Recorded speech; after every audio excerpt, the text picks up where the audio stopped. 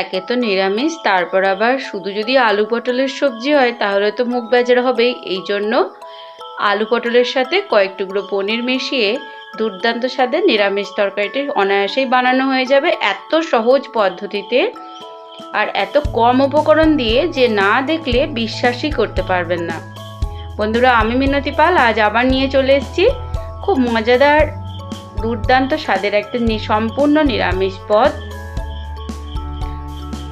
পনির দিয়ে আলু পটলের তরকারি।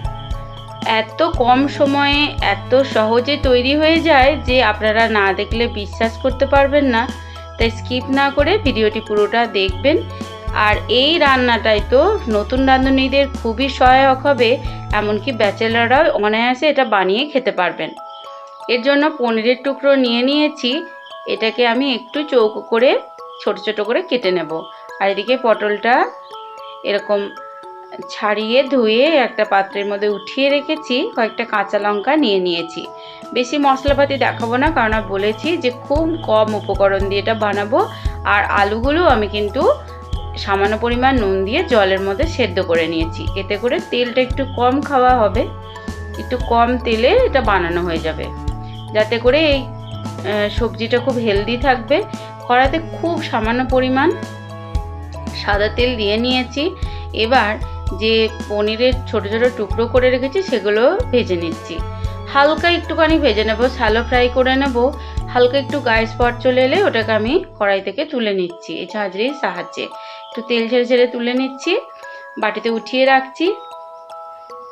এবার ওই কড়াইতে সামান্য পরিমাণ তেল দিয়ে আবার পটলগুলোও ভেজে নিচ্ছি। পটলগুলো একটু হালকা করে ভেজে নিচ্ছি।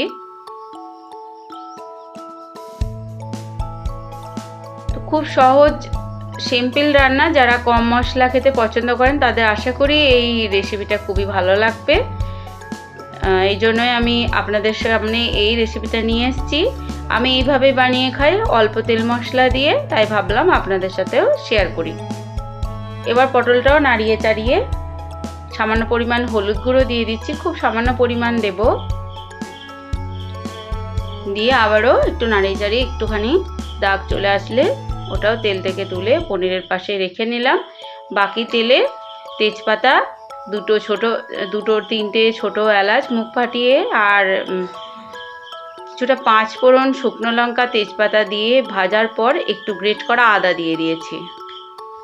বাস হয়ে গেল মশলা, আর কোনো বাটাবাটি ঝামেলা নেই। এবার সেদ্ধ করা আলুটা ঝাঁঝরির সাহায্যে জল থেকে তুলে একটু নুন হলুদ দিয়ে আবার ভালো করে ওই আদা গ্রেট করা আর ওই 5 ফোড়ন শুকনো লঙ্কা যে ফোড়নটা আছে ওটার সাথে ভালো করে ভেজে নেব। টমেটো থাকলে এই পর্যায়ে আপনারা ছোটো ছোটো কুচো করে দিতে পারেন, কিন্তু আমার কাছে যেহেতু টমেটো ছিল না, টমেটো কেচাপি একটু দিয়ে দিলাম, এতে করে কালারটা দুর্দান্ত আসবে। তো সামান্য পরিমাণ গরম জল দিয়ে একটু আবারও কষিয়ে নিচ্ছি।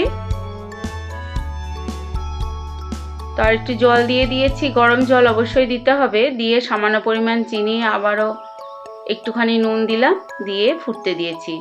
যেই ফুটে উঠবে ভেজে রাখা পটল আর পনিরগুলো দিয়ে দিচ্ছি, দিয়ে ভালোভাবে মিশিয়ে নিচ্ছি খুন্তির সাহায্যে।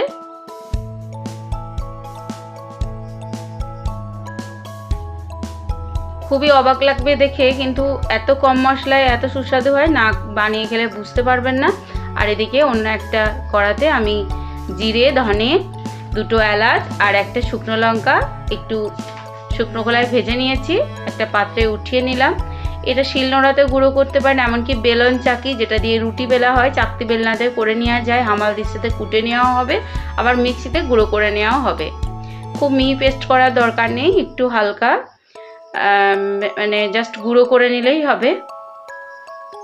তো আমি এমনি বেলন চাকির মধ্যে এরকম একটু গোটা গোটা রেখে গুঁড়ো করেছি, খুব মিহি গুঁড়ো করিনি। তো হয়ে এসছে। এবার আমি ওপর থেকে 1 চামচ 4 চামচে ছড়িয়ে দিলাম, দিয়ে আবারও নাড়াচাড়া করে নিচ্ছি।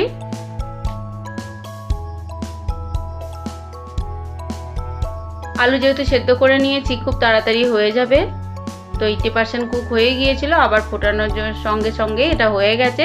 তো 2টো আলু তুলে একটু শুকনো লঙ্কা তুলে ম্যাশ করে নিলাম চামচের সাহায্যে। এবার ওটা দিয়ে এই পাত্রটা একটু গরম জল দিয়ে ধুয়ে আর একটু জলও দিয়ে দেব। তাহলে ঝোলের পরিমাণটাও ঠিক হবে। তো পাত্রটা ধুয়ে জল দিয়েছি, সেটা দেখানো হয়নি, দিয়ে দিলাম 2টো চেরা কাঁচা লঙ্কা আর 1 চামচ গাওয়া ঘি আমি দিয়ে দিলাম। তো বাস হয়ে গেল রান্না।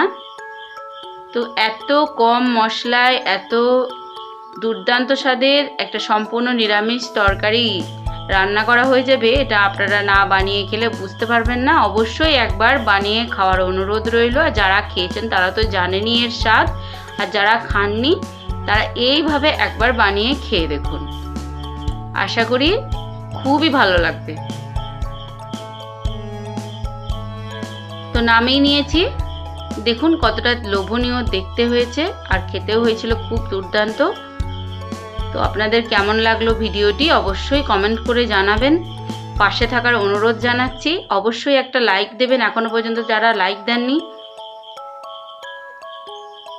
আমার চ্যানেলটিকে সাবস্ক্রাইব করে রাখবেন, যদি আমার রান্নাটা ভালো লাগে বেল অন করে রাখবেন, তাহলে আমার নিত্য নতুন ভিডিও আপলোড দেওয়ার সাথে সাথে সবার প্রথম আপনার কাছে পৌঁছে যাবে। আর নতুন করে যে হাইপ বাটনটা এসছে সেটাও প্রেস করতে ভুলবেন না। তবে আজ এই পর্যন্ত, সবাই খুব ভালো থাকবেন, সুস্থ থাকবেন। এতক্ষণ সাথে থাকার জন্য অসংখ্য ধন্যবাদ জানিয়ে আমার ভিডিওটা এখানেই শেষ করছি। নমস্কার।